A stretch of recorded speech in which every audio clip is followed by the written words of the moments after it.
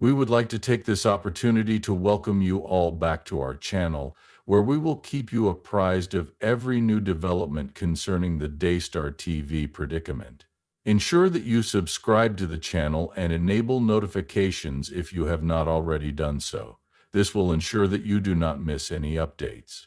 In today's video, we are going to delve into a unique perspective that was provided by Linda Ree, who is a retired FBI agent. Linda has provided her expert analysis on the charges that were made by Jonathan and Susie Lamb. She has over 25 years of experience, 23 of which were spent working as a special agent, and 7 of which were spent working as a licensed private investigator. Based on these claims, it is asserted that Marcus and Joni Lamb, who have now passed away, concealed the fact that their daughter had been sexually abused by a close relative who was known as Pete. A post of Linda's observations was made on her X page. Let's listen to what she has to say, and then I will explain everything to you in detail.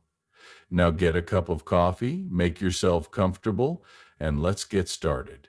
In the beginning of her piece, Linda takes aim at the statement made by the Daystar team, which stated that the CSA inquiry was brought to an end because it lacked merit. It is clear that she considers this assertion to be completely absurd, and she says that she has made the decision to concentrate on elaborating on the reasons why she believes Jonathan and Susie's account of events to be credible. Linda emphasizes that her conclusions are not based on preconceptions or personal prejudice, but rather on decades of professional expertise identifying falsehoods and misdirection. She says this numerous times during her presentation. Linda provided an explanation of her rationale by elaborating on the important variables that she considers when determining the credibility of witness accounts. A few examples of these are whether or not the witness had direct knowledge of the event, whether or not their testimony was supported by additional evidence, and whether or not their stories have stayed similar throughout the course of time. Also, she takes into consideration whether or not the witness has a good reputation and whether or not the information that they present is plausible. In her investigation of the allegations made by Jonathan and Susie, Linda draws attention to a number of aspects that lend credence to their claims. Throughout the years, she has seen that Jonathan and Susie's tale has been consistent, beginning with the initial revelation made by their daughter and continuing with the specifics that they have provided about how the abuse affected her. They indicated that their daughter's personality had undergone a discernible shift and that she had exhibited scared responses to a certain member of the family, which is consistent with the claims. Furthermore, a qualified professional counselor who possesses forensic certification as well as another trustworthy witness stated that their daughter had trauma symptoms that were consistent with convulsions and seizures, CSA. The fact that Susie first asked leading questions during the investigation of the assault is something that Linda recognizes, but she maintains that this does not undermine the child's claim that they were injured. Instead, she explains that parents in such circumstances frequently make mistakes without any malevolent intent because they are focused on safeguarding their child. In addition to this, she addresses allegations that Marcus Lamb was given incorrect information by Rachel Lamb, which resulted in the family dropping the CSA action. According to reports, this false material included assurances that Pete had been exonerated of any role in the abuse, a claim that was later disproved by 2 witnesses who could be trusted without question. The fact that this lie was a significant factor in the family's decision to stop their pursuit of justice at the time is one of the reasons why Linda finds it so troubling. The statements made by Jonathan and Susie are supported by additional evidence, which is provided by legal audio recordings of Daystar board meetings. It has been brought to Linda's attention that these tapes contain critical details that was later denied by other attendees.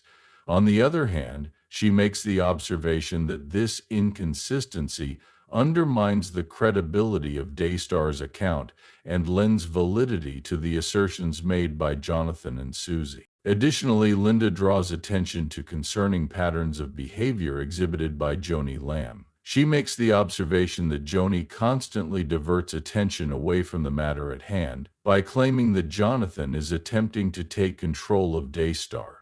DARVO is an acronym that stands for Deny, Attack, and Reverse, Victim and Offender.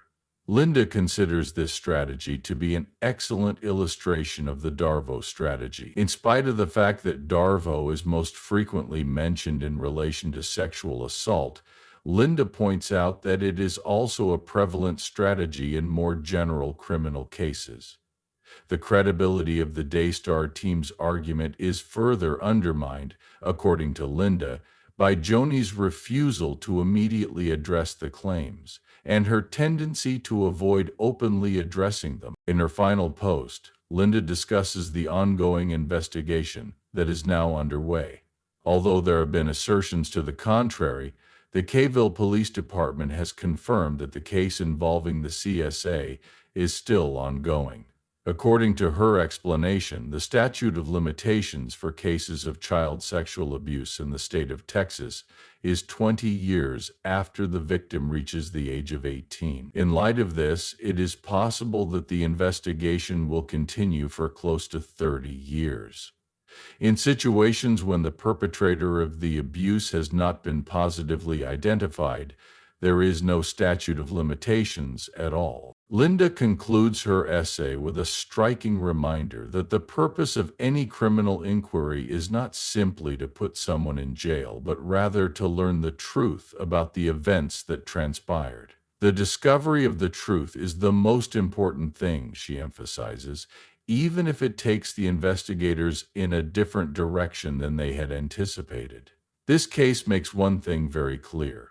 Baby Lamb was a victim of child sexual abuse, CSA. There must be a triumph of justice and the truth must be brought to light. This concludes the video for today. We should continue to pray for justice and look for the truth, regardless of the path that it may take us. In the event that you discovered this analysis to be helpful, kindly give this video a thumbs up and share it with other individuals who are concerned about this situation. Remember to leave a comment below with your ideas and to participate in the conversation you're having. Enjoy your blessings until we meet again.